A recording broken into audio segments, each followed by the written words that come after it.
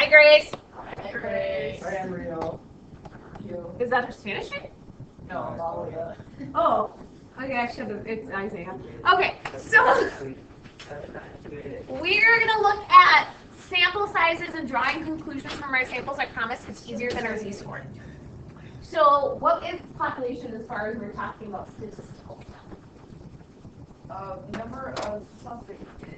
Area. It's like the type or the people that I want to know about. So if I were to, like, yeah, that is this population. But like if I want to know, okay, students at WCA that are in sports. So that the population is the group of people that I'm talking about. Or the group of people. I got science. No, this was science. Maybe you did science. So it's a group of people or things I want information on.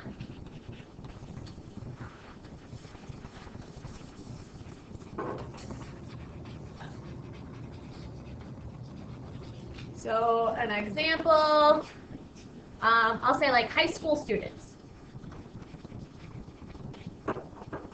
Well, it'll go even smaller than that. High school students in Minnesota.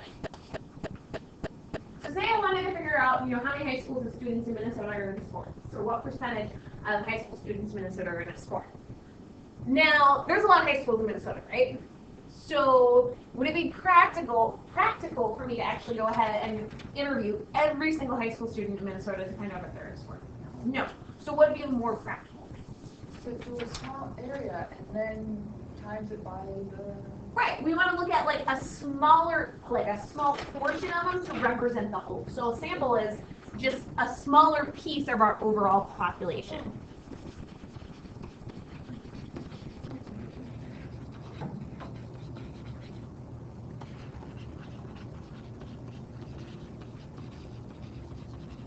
So there are more or less 4 different types of samples.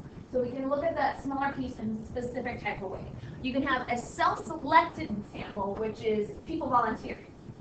Whereby, send out a survey and ask people to send it back. Well, people can decide not to send it back, right? They can choose to send it to me. So they're volunteering to be the sample.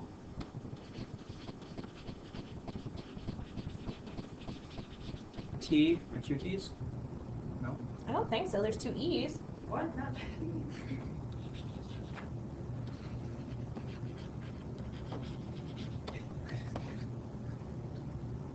Systematic would be, I would come up with some sort of rule to figure out what So if I said I was going to go ahead and I was going to ask every 3rd student, or, I had a specific rule of figuring out which people I was going to ask. Follow a rule to ask people. Ms. Kramer, are you just making those up as you go? No. So, every other person. I don't like giving you the formal definitions, because formal definitions can be confusing Thank you. without really understanding what they mean.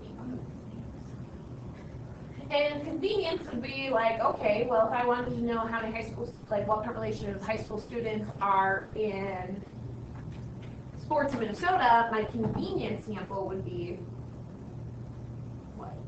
Do it one high school. Which particular high school? The one you're in. The one you're in. So like, it's convenient for me to survey the students here at WCA because I'm around here, so it's convenient. How would I say that? Can I ask you what IE means?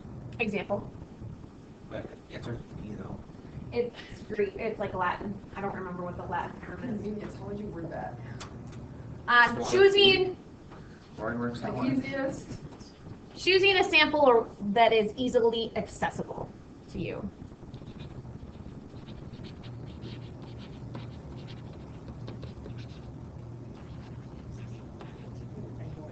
I can't spell. What's new?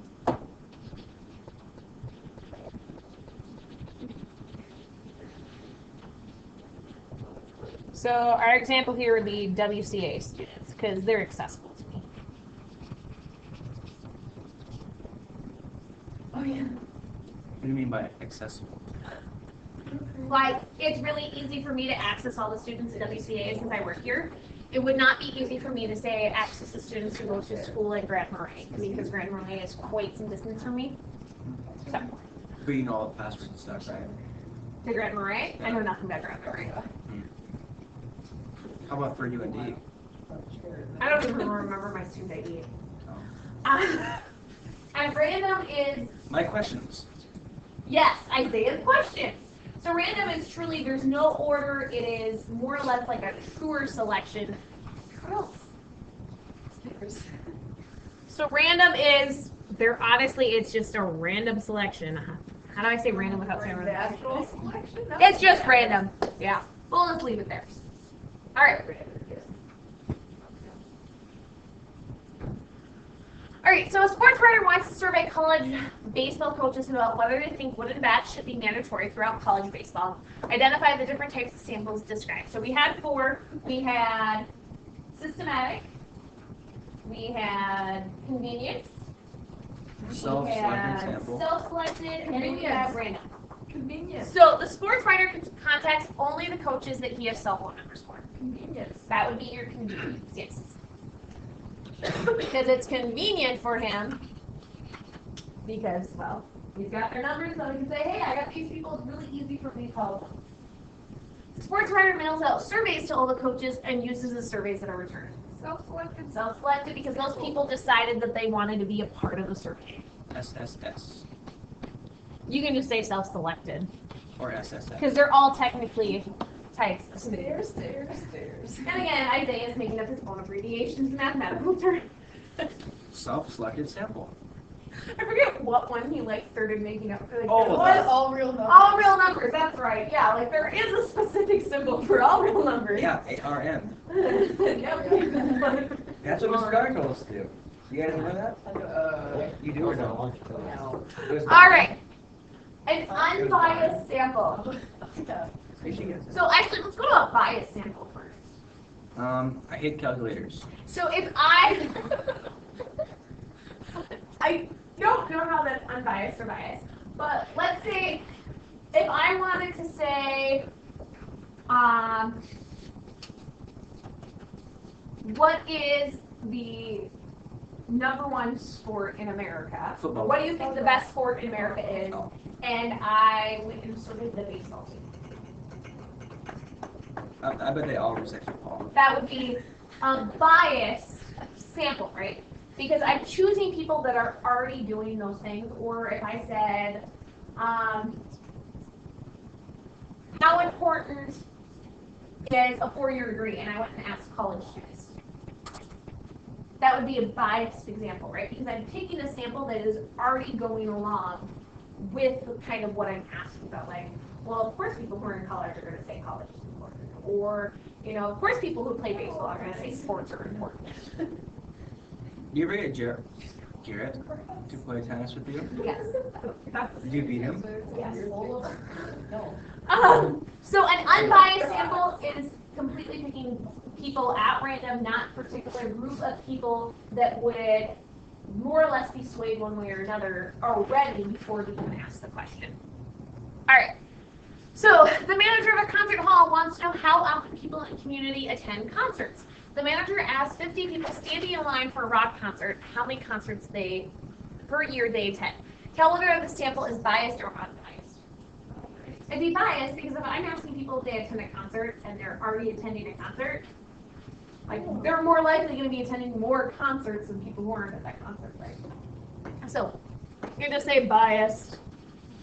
You don't have to explain it to me. We just have it on it. So. Okay. Margin of error limits how much the responses of those samples differ from the responses of the population. Because remember, we're just breaking it down to that small little piece and talking about, the probability overall. But there's a margin of error because maybe that particular sample I picked more people who are in sports than typically would be.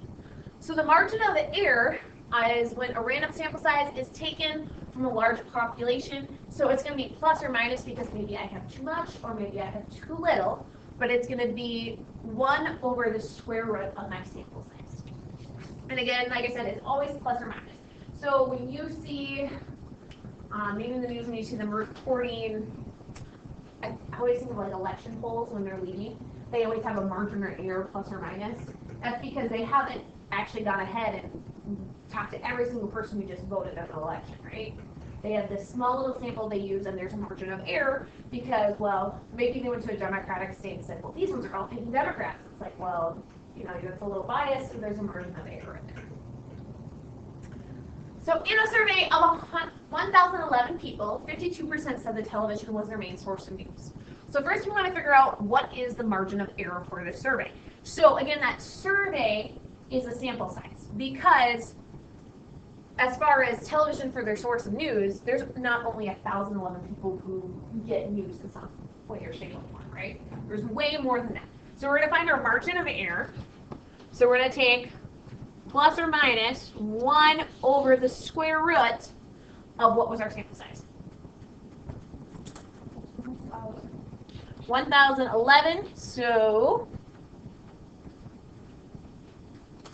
calculator, sorry. All right. 1 divided by square root of 11. We're looking at, and we're going to round to the nearest hundredth here. So our margin of error is 0.03. So we're going to go, actually, let's go thousands. Let's go 3. Because it's a percent. So this is given to us as a decimal. We want to give it as a percent. So our margin of error is going to be 3.1%. So plus or minus 3.1%. Because remember, to get from a decimal to a percentage, you move your decimal place over 2. So part B, give an interval that is likely to contain the exact percent of all the people who use television as their main source of news. So to get that interval, well, if they came up with 52%, we're going to plus or minus our margin of error. So it's going to be on the low side. If we take 52 minus 3.1, it would be 48.9. Yeah. So it'd be 48.9 to 52 plus our margin of error, 55.1%. So the number of people who get their news from television is between 48.9 and 55.1%. We have that margin of error of 3.1%.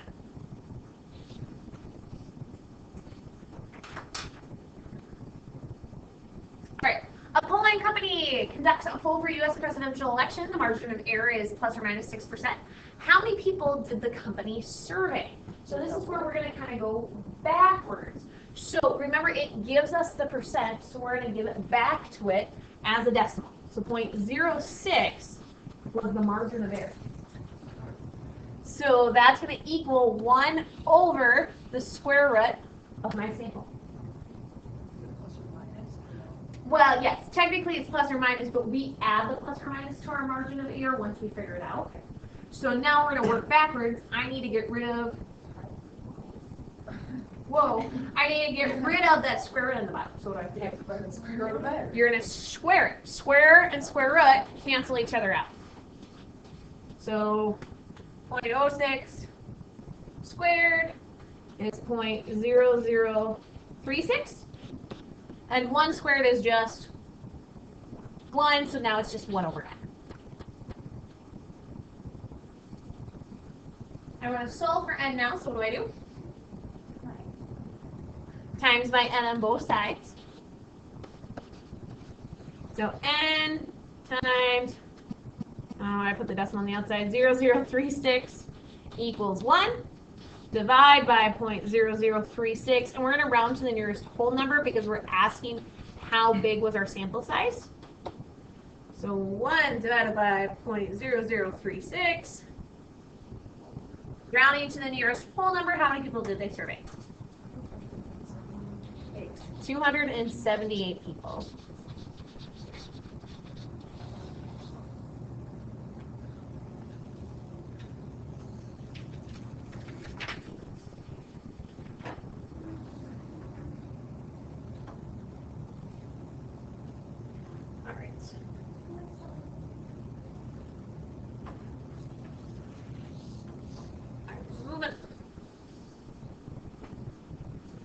Find the margin of error for a survey given the sample size. Round your answer to the nearest 10th of a percent. So 10th of a percent again is going to give us 3 decimal places when we actually figure this out. So it's going to be plus or minus 1 over the square root of our sample size.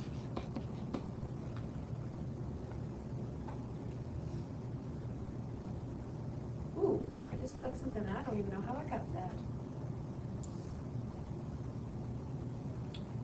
So plus or minus 1.7% for our first margin of error.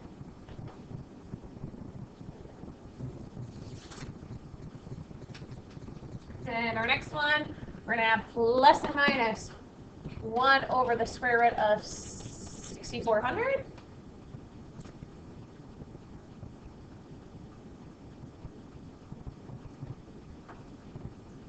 So plus or minus 1.2%. Move our decimal place over to 1.3 because I did not round properly, because since the third number is a 5, I'd round it up to a 3. Good call, people. All right, why don't you guys go ahead and try the next one. Find me the margin of error. And remember, it's plus or minus, so maybe I'm above or maybe I'm below.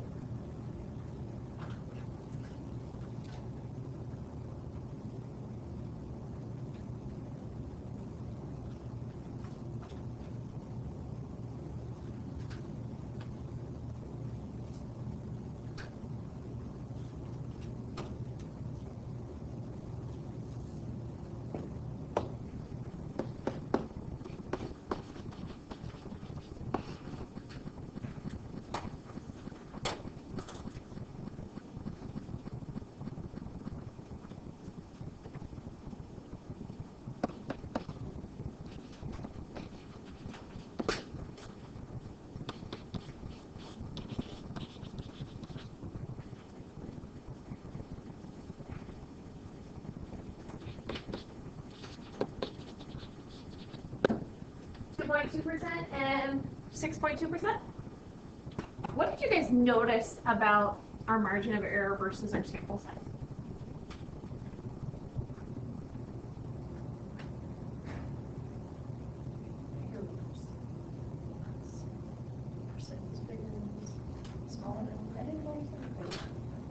Say that again, Morgan. The percent is bigger. So if I'm dealing with a smaller sample size, my margin of error is larger. Yeah, and if you think about it, the more people I survey, the closer I am to getting an actual result of the whole population. So as my numbers increase in my sample size, my margin of error goes down, because I'm getting more actual results instead of guessing about my results. All right, now we're going to do the reverse here. We're going to find our sample size given our margin of error. So we're going to switch this to a decimal, so 0.08 equals 1 over the square root of n. So we want to square both of them right away.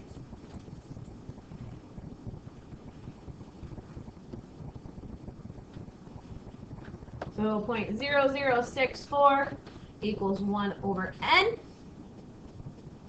multiplied by n on both sides. So n times 0.0064 equals 1. Divide by 0.0064.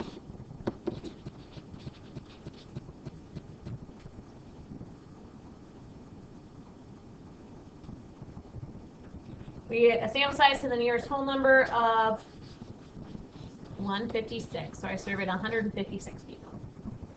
Why don't you guys go ahead and do that next one on that side there, and then we'll follow this. And I won't give you guys your worksheet today. I'll hold that till tomorrow.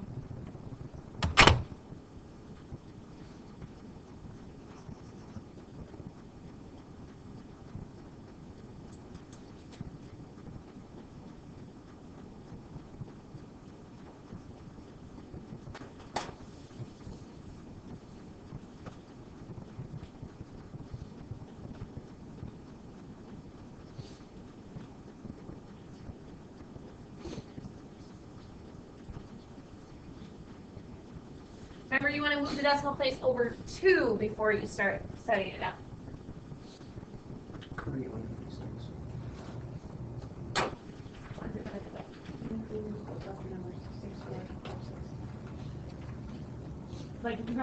here, but then we wrote here.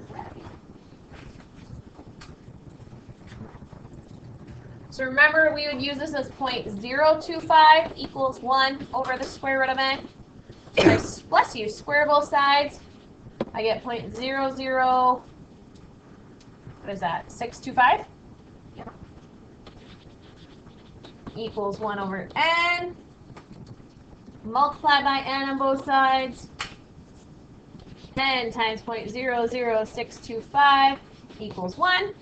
Divide by 0.00625 on both sides. And the number of people I sampled for the second question is 1,600. That's the nearest whole person. Alright, not too bad. Alright, I'll give you guys your worksheet tomorrow. The worksheet will be tomorrow.